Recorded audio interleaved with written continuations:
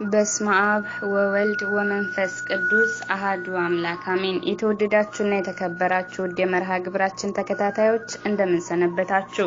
እንኳን ለኢትዮጵያ ኦርቶዶክስ ተዋሕዶ ልጆች የበጎ አድራጎት ማህበርና ለመድኃኔዓለም የጽዋ ማህበር ለስድስተኛ ዓመት የምስረታ ክብረ በዓል በሰላም በጤና በፍቅር አደረሳችሁ አደረሰን አሜን።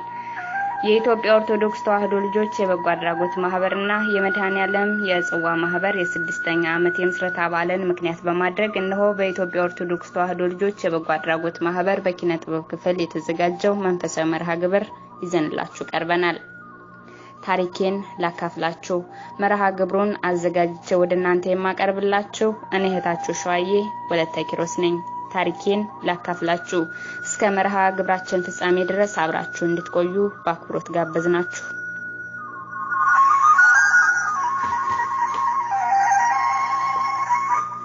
ታሪኬን ላካፍላችሁ። ስሜ መዓዛ እባላለሁ። ትውልዴ ጎንደር ነው።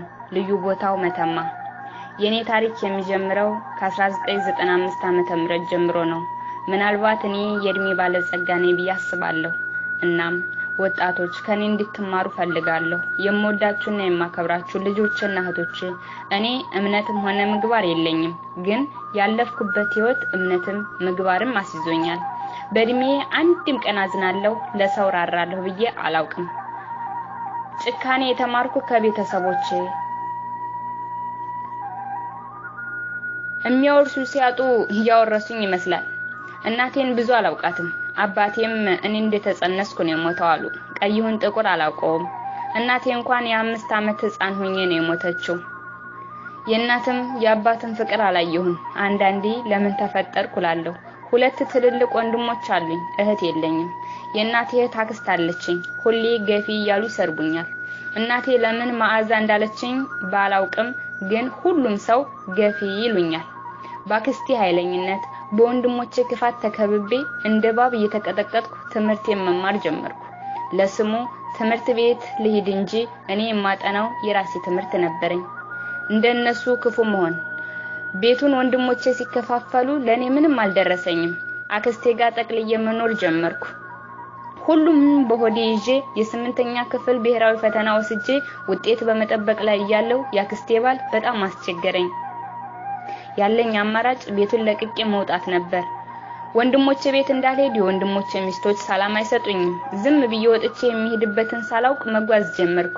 እኔ ሄዳለሁ፣ መንገዱም አያልቅም። ለካ መንገድ በቃ ካልተባለ አያልቅም። እናም ያገሬ ሰው ደግነትን ከኔ ቤተሰቦች ነጥቆ የሰጣቸው ይመስል ከቤተሰቦቼ ያላገኘሁትን ፍቅር ሰጥተው ቤታቸው አሳደሩኝ። ሁሉንም ታሪኬን አውጥቼ ዘረገፍኩላቸው። አዘኑ። እናቶች ደረታቸውን ደቁ። እናም አስታርቀው ከቤተሰቦቼ ጋር መቀላቀል ፈለጉ። እኔም እንደማይሆን ነግሬያቸው ከቤት ስወጣ ሰርቄ ያስኳትን ብር ተጠቅሜ አዲስ አበባ ለመሄድ ወሰንኩ። በእነዛ መልካም ሰዎች ትብብር የጎደለኝ ብር ሞልተው አዲስ አበባ መጣሁ። የማውቀውም የሚያቀኝም የለም። ምን ይዋጠኝ? ፈላጊም ተፈላጊም አይደለሁም። ዝም ብዬ አስፋልቱ ላይ ዘወር ስል ካርቶን አንጥፈው ሸራ ወጥረው የሚኖሩ ምስኪን የኔ ቢጤዎችን ተመለከትኩ። ተጠጋሁ፣ ፈራሁ። ልመለስም አሰብኩ። ብቻ መሄጃ ስለሌለኝ አማራጭ እነሱ ብቻ እንደሆኑ አመንኩ። በቆምኩበት ከአንድ ሰዓት በላይ ሆነኝ። ድንገት እሞ ቦታ ጠፍቶብሽ ነው አለኝ። ይቅማል። አፉ ውስጥ ሳር የበቀለ ይመስል በጣም ከበደኝ። መልስም ሳልሰጠው መንገዴን ጀመርኩ። ምን ታካብጃለሽ አቦ ብሎ እጄን ያዘኝና አቤት አቤት እንደው እናንተ ሀብታም ስትባሉ ድሃ ሰው አይመስላችሁም አይደል በማለት ጮህብኝ። እኔም ድንገት ብልጭ አለብኝና ድሃ መኖር የሚችል አይመስላችሁም አይደል አልኩት። አሁን ያሽውን በጸባይ ወረጅ አለኝ። ሆብዬ እኔ ስል አባታ ከብጂ ወረጅ አለኝ። እኔም ውረጅ ሲለኝ ስላልገባኝ ስለራሴ ነገርኩት። በጣም ማዘነ። ለሁለተኛ ጊዜ የሚያዝንልኝ ሰው አገኘሁ። አይገርምም? እንዴት ለማያውቁት ሰው ይታዘናል? ስንት አይነት ሰው አለ። እናም የጎዳና ህይወት በጣም አስከፊ መሆኑን ነግሮኝ የሰው ቤት ፈልጎ እስኪያስገባኝ እነሱ ጋር መኖር እንደምችል ነገረኝ። በጣም ደስ አለኝ። በጎዳና ላልኖረ ሰው የጎዳና ተዳዳሪ ብሎ ማውራቱ ይቀለዋል። ለኖረበት ግን ስሙ በጣም ከባድ ነው። በጎዳና ማደር መዋል ስራ የሆነ ሁሉም የጎዳና ተዳዳሪዎች የየራሳቸው ህይወት አላቸው። ግን የጎዳና ልጅ ማለት ልብሱ ቢቆሽሽም ጥልቅ የሆነ ርህራሄ አላቸው። ጥልቅ የሆነ የሰው መውደድ አላቸው። ልብሳቸው ቢቆሽሽም ንጹህ ልብ አላቸው። ትክክለኛ ሰው መኖሩን ያወቁት ከእነርሱ ነው። አቤት እርስ በርሳቸው ያላቸው ፍቅር፣ አቤት አንዱ ለአንዱ ያለው መተሳሰብ። አይተዋወቁም ግን በቃ መተሳሰባቸው ከስጋ መወለድ በላይ ነው። እናም የቀኑ ፀሐይ የሌሊቱን ብርድ ተቋቁሜ 18 ቀን ተቀመጥኩ። በ18 ቀኔ በደላላ ስራ ተገኝቶልሻል ተብዬ ሊሄድ ስል ሸቅለውም ለምነውም ከመጠጥ የተረፈችውንም ሰብስበው ለኔ መቀየሪያ ልብስ ገዝተው ስራ አስገቡኝ። ይገርማል። ድሃ ለዛሬው እንጂ ለነገ ምንም አያስብም። ስራ ያልጋ ማንጠፉት የለኝ ነው። ይህንን ስራ ሰርቻ አላቅም። በጣም ከበደኝ። ግን ለተነሳሁበት ዓላማ መጠንከር እንዳለብኝ አሰብኩ። አልጋ ነጥፋለሁ፣ ዶርሞች አጸዳለሁ፣ ሾርት ሲመጡ አስተናግዳለሁ፣ ማታ ላዳር የሚመጡትን አልጋ ሲዛለሁ። አብራኝ የምትሰራ የሐረር ልጅ አለች። ተከፋፍለን ነው የምንሰራው። በነገራችን ላይ ብዙ ሰው አልጋ ቤት ስለሰራ ብዙ ስም ይሰጠዋል። ይገርማል። አንቺ ህፃን አይደለሽ የማይለኝ የለም። እና ህፃንስ ብሆን ቤት አጸዳለሁ እንጂ ሩም ይዤ ከወንድ ጋር አደርኩ። ባድስ ደግሞ ምን አገባቸው ላለሁ።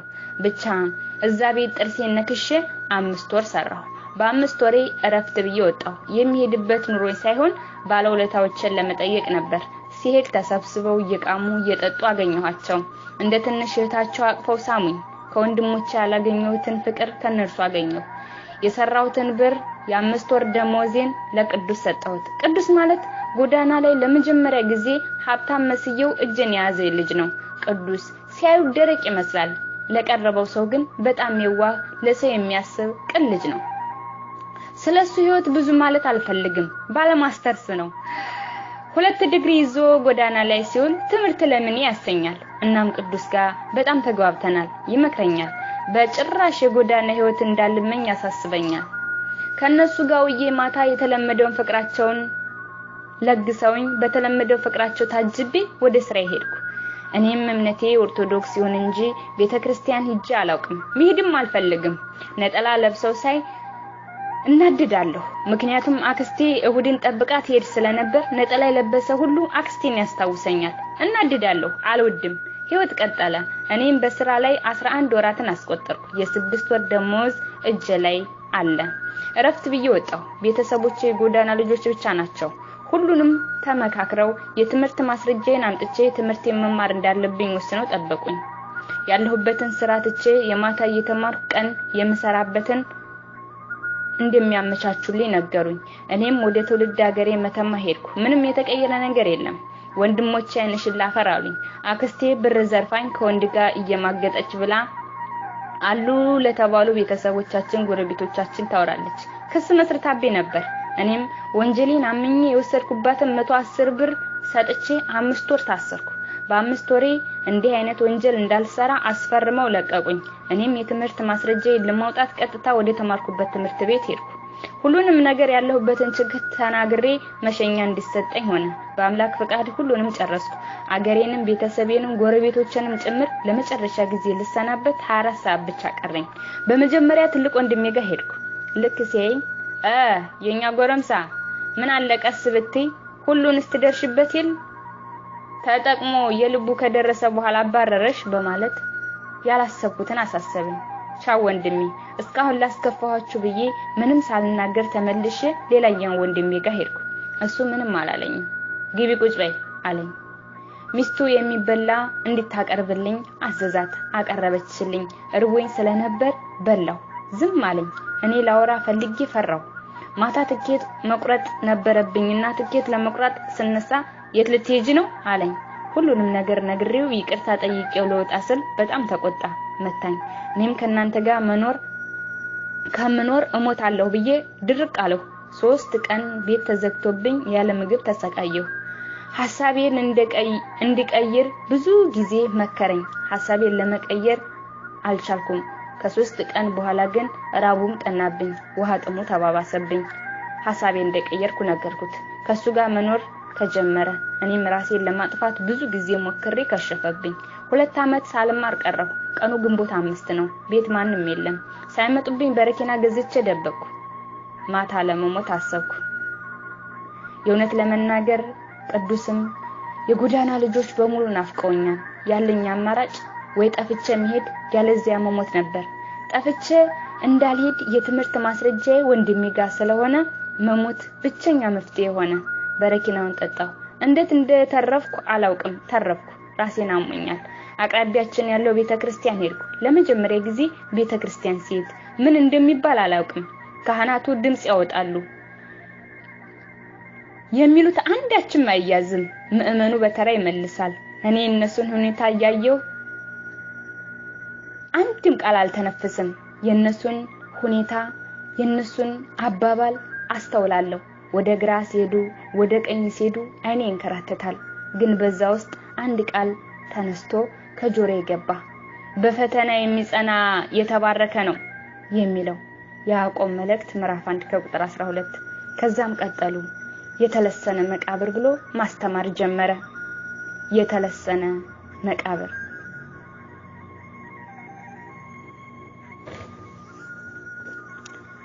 ያ ሁሉ ሲሆን ዝም ብዬ ነበር። እንቅልፍም እያለኝ ነበር። ግን የተለሰነ መቃብር ሲል የሆነ ነገር ውስጤን ነካኝ። የሞቱ ቤተሰቦችን አስታወሰኝ። ምናልባት መቃብር ቀፍሬ ቤተሰቦችን ላነጋግራችሁ ይሆን? ይህ ትምህርት ምን ለማለት ፈልጎ ነው? የተለሰነ መቃብር የሚለው ብዬ ራሴን ወደ ትምህርቱ አዘነበልኩኝ። ቀጥሎም የተለሰነ መቃብር ብሎ ማስተማር እንደጀመረ ልቤ ስብስብ አለ። ልቤ ባንዴ ትመታለች። ነፍሴ ልትወጣ ደረሰች። ኢየሱስ ክርስቶስ በተለሰኑ መቃብሮች መሰላቸው። መቃብር ውጭው በእብነ በረድ ያጌጠ የሚስብ መልክ አለው። ውስጡ ግን በበሰበሰ ስጋና ባጥንት የተሞላ ነው። ጸሐፍት ፈሪሳውያን ውስጣቸው ግፍ ኃጢያትና እርኩሰት ተሞልቶ ላያቸው ያሳምሩ ነበር። የውጭቱን ወጪው ብቻ እያጠሩ ውስጣቸው በክፋት ታድፎ ነበር። ስለዚህ ጌታ ኢየሱስ ክርስቶስ በውጭ ለሰው እንደ ጻድቃን ታያላችሁ፣ በውስጣችሁ ግን ግብዝነትና መፀኝነት ሞልቶባችኋል አላቸው። ይህን ቃል ስሰማ ያክስቴና የወንድሞቼ ክፋት ትዝ አለኝ። በሰው ዘንድ ሄደው ስለኔ የሚያወሩትኝ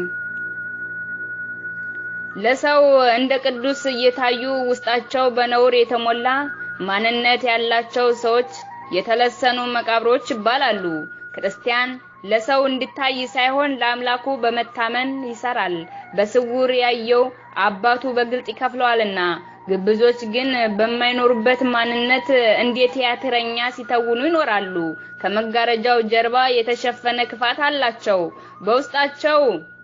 ውስጣችን በቅድስና ያላጌጠ ብርሃናቸው በሰው ፊት ሊያበራ በአሕዛብ መካከል ኑሯቸው መልካም ሊሆን ለሰው እንዲታይ ሳይሆን በስውር አይቶ በግልጥ ለሚከፍለን አምላክ በመታመን በጽድቅ ሥርዓት እየታዘዝን በመታመን ልንጓዝ ይገባል እያለ አባት ወይም ደግሞ ካህን ተብየው ያስተምር ጀመር።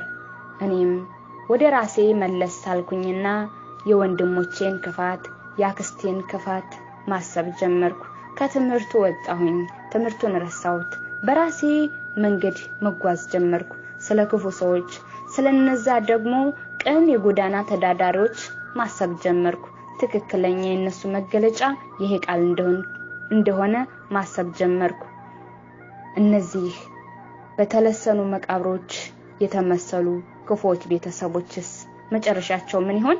የተወደዳችሁና የተከበራችሁ ውድ አድማጮቻችን የማዛ ታሪክ ይቀጥላል። ስላዳመጣችሁን በልዑል እግዚአብሔር ስም ከልብ እናመሰግናለን። በክፍል 2 እንገናኛለን። ወስብሐት ለእግዚአብሔር ወለወላዲቱ ለድንግል ወለመስቀሉ ክብር ወለዓለመ ዓለም አሜን።